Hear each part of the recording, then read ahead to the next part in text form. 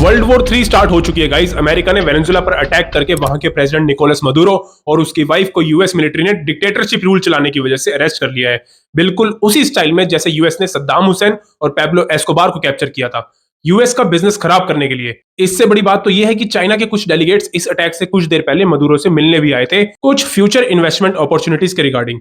और अमेरिका ने इसके तुरंत बाद अपाचे हेलीकॉप्टर्स को यूज करके वेनेजुएला के army base, port, oil refinery के साथ साथ उस सिटी पर भी अटैक किया जहां वो चाइना के डेलीगेट्स मदुरो से मिलने आए थे।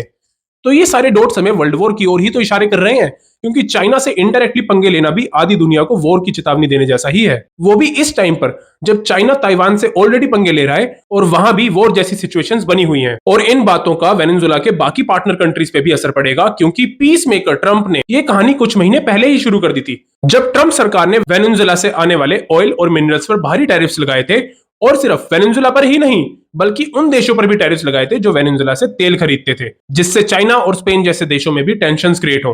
और वेनेजुएला की ईरान से बढ़ती नजदीकियों की वजह से पहले ईरान पर न्यूक्लियर वेपन बनाने की एलिगेशंस लगाए, फिर B-2 बॉम्बर से अटैक करवाया, और अब वहां की अली हुसैनी खमीनी की सरकार गिराने में यूएस एक्सटर्नल सपोर्ट भी कर रहा है। आज के इस अटैक के बाद यूएस का इरादा क्लियरली दिखाई दे रहा है कि अब वेनेजुएला के नेचुरल रिसोर्सेज तो यूएस के फुल कंट्रोल में होंगे ही, साथ ही ये उन देशों को एक वार्निंग भी होगी जो यूएस के अकॉर्डिंग नहीं चलेंगे।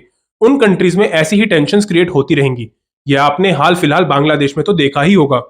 आज का ये हमला और मदुरो को कैप्चर करना ये सिर्फ एक रीजनल कॉन्फ्लिक्ट नहीं है, बल्कि ये एक ग्लोबल इशू है जिसमें कई देशों की इकोनॉमी हिल सकती है। तो ये सिर्फ वेनेजुएला की लड़ाई नहीं है, बल्कि ये एक बड़े कॉन्फ्लिक्ट को स्टार्ट करने की चिंगारी है।